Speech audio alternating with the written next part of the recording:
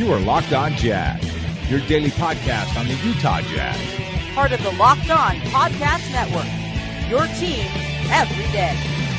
It is Locked On Jazz for the 31st of July. Sad news to a member of the Jazz family. Joe Ingles shows the man he is. We'll talk a little bit about 538 projections and FanRag's Top 100, plus other news notes around the NBA. It's all coming up on a July 31st edition of Locked On Jazz. Pow!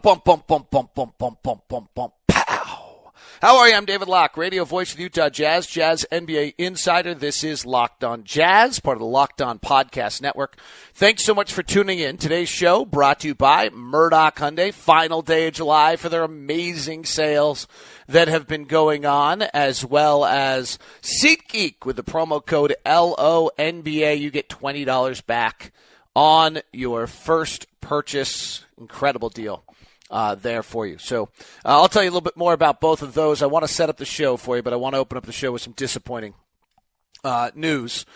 J.P. Gibson, the young Jazz signee for a single day, has really become part of our Jazz family. We see him at Summer League every year. I see him throughout the time. A great family. He battled cancer, was in remission for 2 years, and unfortunately news came out over the weekend that the cancer has returned. I have a hard time grasping this world why anything happens to children. I just do. And I just, I want to wish, obviously the best to JP, to his parents. I just can't imagine, the roller coaster of helpless emotion that his loving parents and family have felt. JP seems stronger than all of us throughout any time I've ever talked to him. There's a youthful brilliance / ignorance to him, just knowing he's going to fight through it, and I'm sure he will again this time. So really just the deepest, most heartfelt thoughts to JP and the Gibson family. It just was heartbreaking news over the year, but I'm sure it's just going to be another part of the story of how incredible this young kid is. All right, so I want to touch on some other items today, obviously, for you. But I did think that there was maybe something that I just kind of – I think we're all guilty of it because it doesn't make headlines enough – that I kind of missed on. Joe Ingles signs this massive contract, and he and his wife come out and basically say, nobody needs this much money. We're going to get situated in Utah, and then we're going to see we can do everything we can to help underprivileged, particularly children in Utah and around the world. And I just, I blew it. I probably should have taken more time on a show last week to discuss it, because it's the type of thing that we lose in the midst of the madness. And you know what? This is just a fabulous example of down-to-earth, fun-loving, bright guy who's worked hard, made it, got his money, and doesn't lose his bearings. And it's everything we hope for out of our friends, not our athletes, our friends. And so I just want to make sure that I really tip the hat to Joe in that regard, and I'm excited to see what he and his really incredibly talented and wonderful wife, Renee, have planned for our area along the way.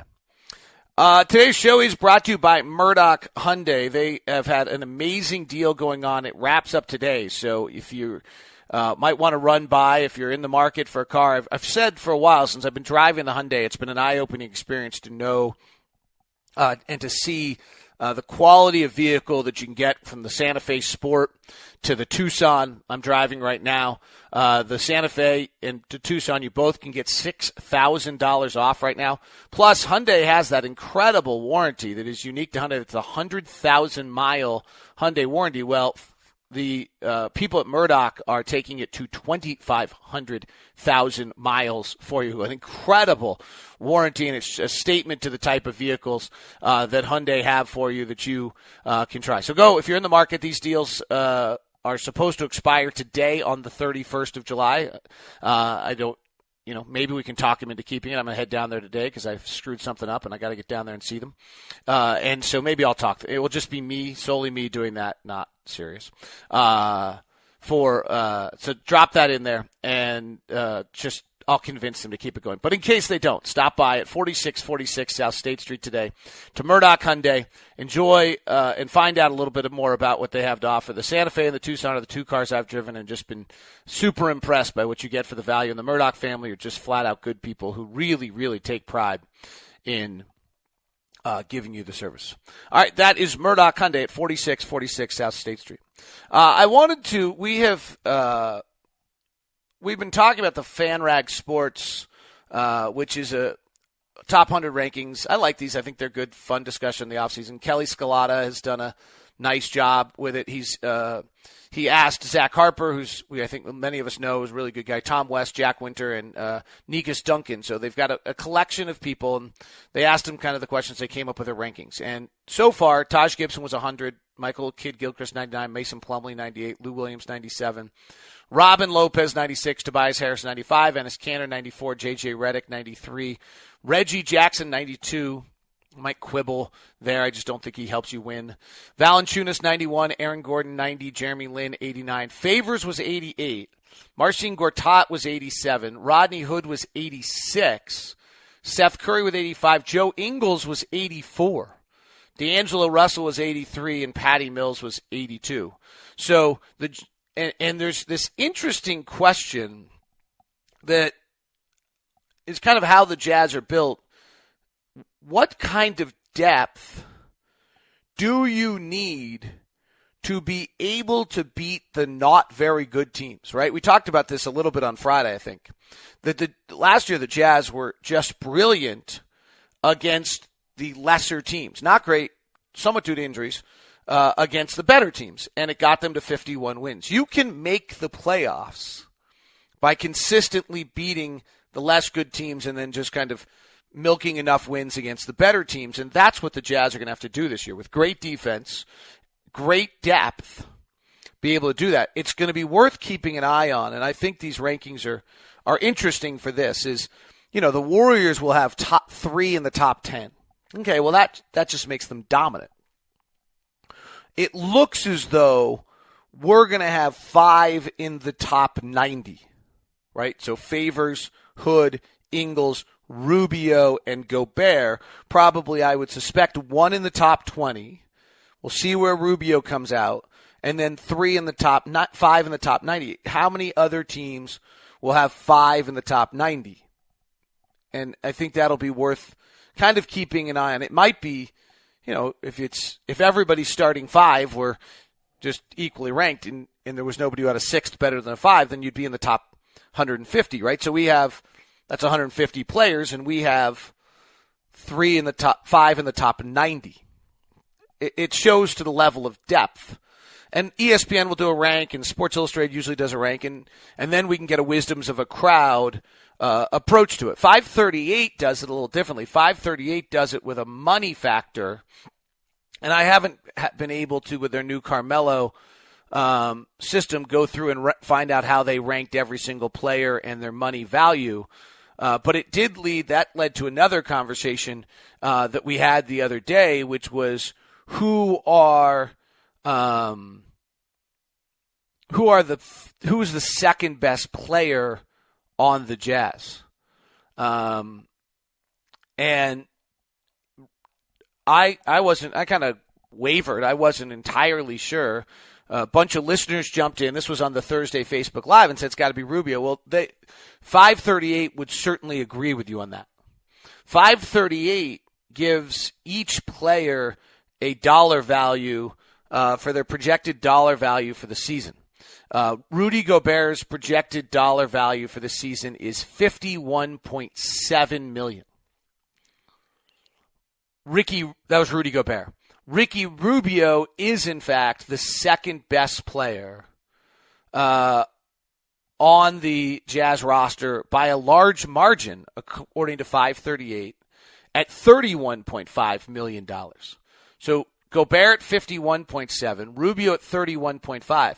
The third best is Derek Favors, who they project to be worth $15 million next year. What's interesting about that is the he was worth $22 million a few years ago. He last year was worth $5 million. They're projecting him up to $15 million. Now, the word around the team is that he has been working out. He has been able to work on his game, not just his health. And that, hopefully that's a really, that changes who he is a little bit.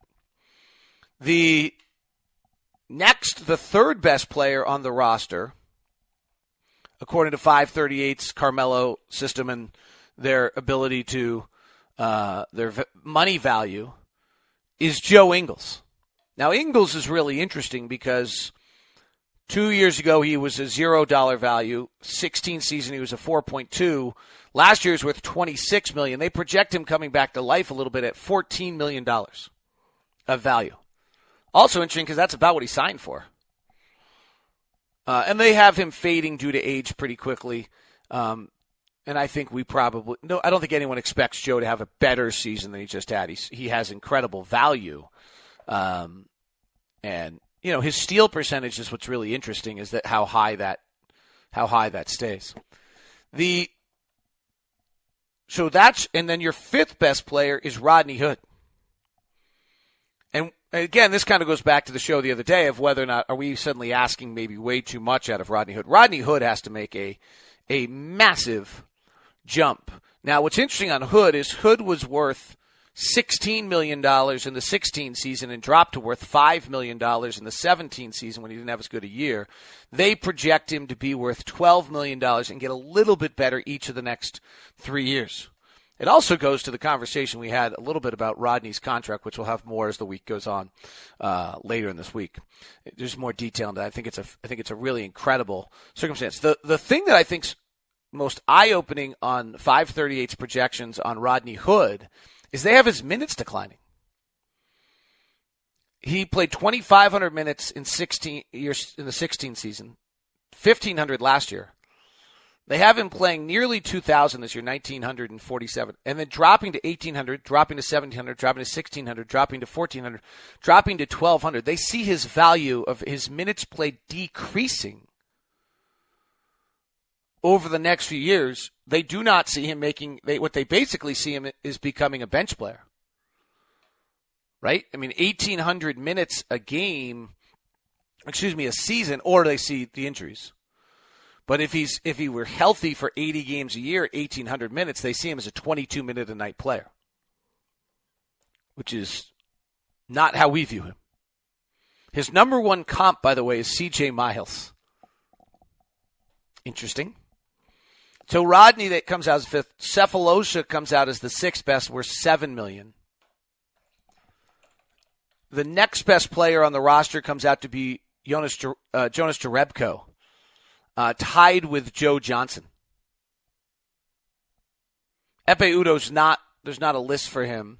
Cephalosha, by the way, was worth $12 million last year on a pretty good year, $8 million the year before. They have him dropping to $7 million due to age.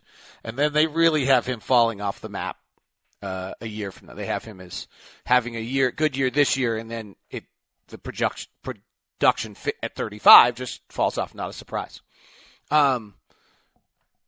Jerebko, I don't think most of us think of that signing as your seventh best player, but that's how they see him. In 2015 he was worth $10 million, and then dropped in their rankings, and then has dropped the last 2 years, and so that's where they have him, and they have his minutes at just 1,000 minutes. So nothing particularly good. Joe Johnson has been worth $14 million, $11 million, $8 million. Now they see him as falling off to just $2 million as he ages. After that, you have Donovan Mitchell at about even, Tony Bradley at negative 0.8, Dante Exum at negative 1.2 million, and Alec Burks at negative 2 million. Great news on Alec Burks is the word is he is working out and healthy. And pain-free, more than healthy, pain-free for the first time. I don't have any idea who he is as a player anymore. I mean, he is just a pure bonus case at this point. And I think he's really fascinating because he's gone through such a life change. One, the not being able to play. Two, having the baby. The maturity level of who he is. He's always been a below-average efficiency player. He's been a great rebounding guard. It's incredible value. He just hasn't played. I mean, it's just been a really long time since he's played, and he's never played on a good team. So that will be of interest to see with AB. But and gosh, he is just a guy I'm going to root for endlessly at this point because the career has been brutal to him. Today's show in part is brought to you by SeatGeek. SeatGeek is an app on your phone for all of your ticket buying needs. It's really the great example of modern technology making things easier. So what I mean by that is buying tickets for an upcoming event. You used to have to worry about who had the best tickets and where to go. Now you go to one place. You download the app SeatGeek. It's on your phone. And then once you've done that, you can set a price alert to an upcoming event if you want. But let's say you're thinking about doing something crazy and traveling to go see U2 across the country. Well, the first thing is you could actually see where the best tickets are along the way. Then if you want to go to Minnesota on September 8th and see U2, because why you chose Minnesota? Because maybe it's more affordable than some other places. They show you, and every ticket has a ticket score. So I can get row 3, one ticket for $192. Pretty good seats right off to the right-hand side of the stage, and tells me the ticket score is 86. If I need multiple, I can get row 28. Really good section 107. Looks like a great seat. It shows me right where it is.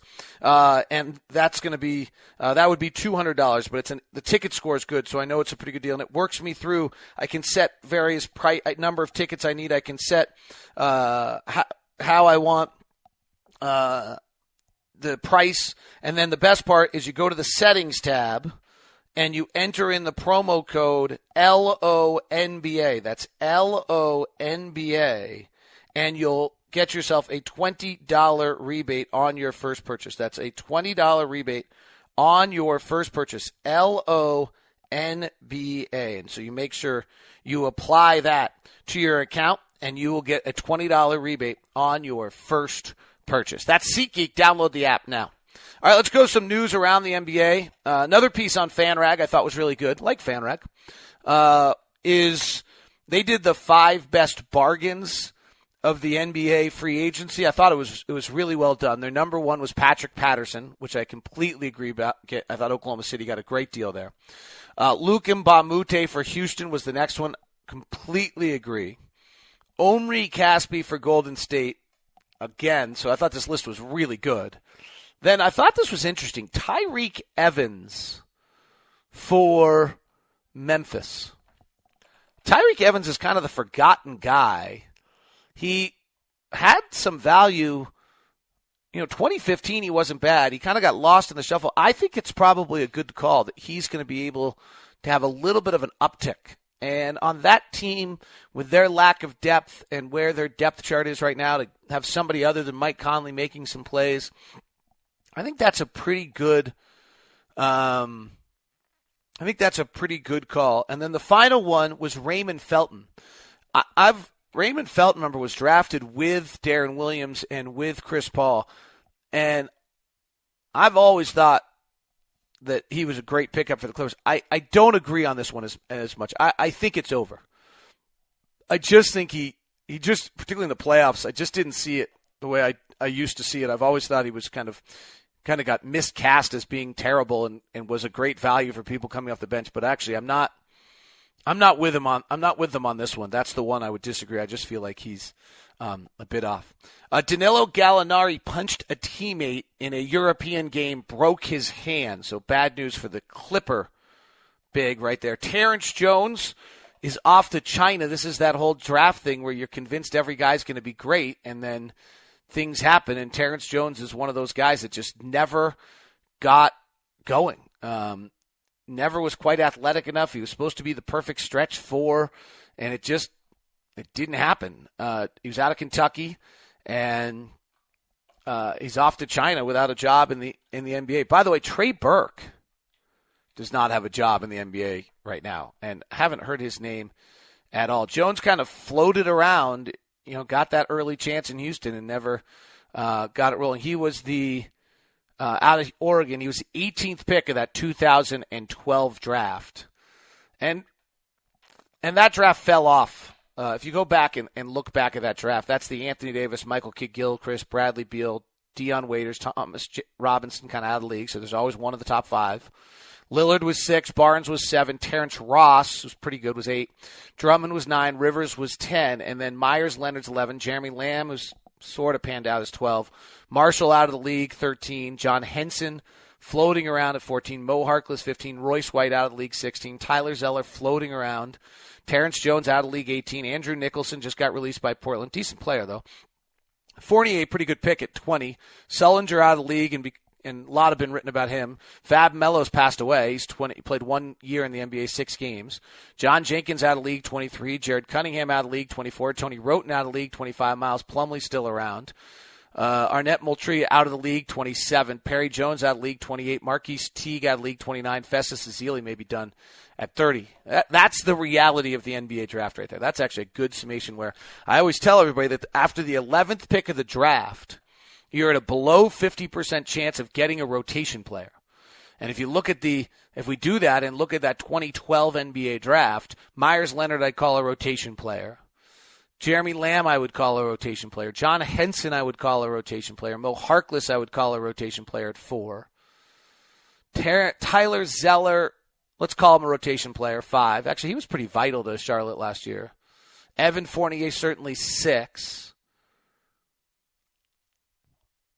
Miles Plumlee, let's be generous, call it 7. So from the 10th pick on, 7 players were rotation players in the NBA or still are, and none of them have played 10,000 minutes. Now, that's a lot. 10,000 minutes in that time period is a lot, but there's only 5 guys in that whole draft that have done it. Final note for the day, nothing really that new on Kyrie.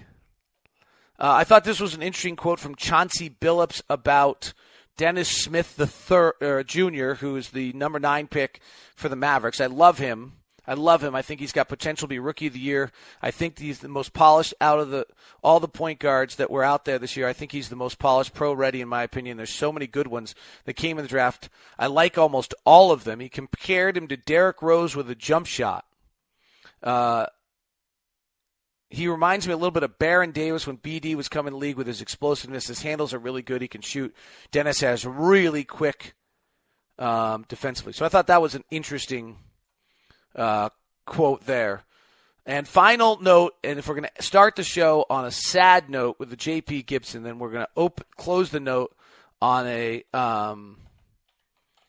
good note for you, and that is Jack Cooley, one of the favorites who's ever played around, despite his overzealousness, almost injuring players, has signed a 2-way deal with the Sacramento Kings. Couldn't be happier for Jack to be making money in the U.S. and not have to travel overseas again, and just he's worked so hard for his dream. So that's a feel-good story to close the show. This has been Locked On Jazz, part of the Locked On Podcast Network. Brought to you today by Murdoch Hyundai at 4646 South State Street and SeatGeek with the promo code LONBA. Have a great day. I am heading out tomorrow. My dad ruptured his Achilles, so I'm going to go spend some time with him. I'll probably be back with you Thursday for the Thursday Live Facebook edition of Locked On Jazz. Have a good one.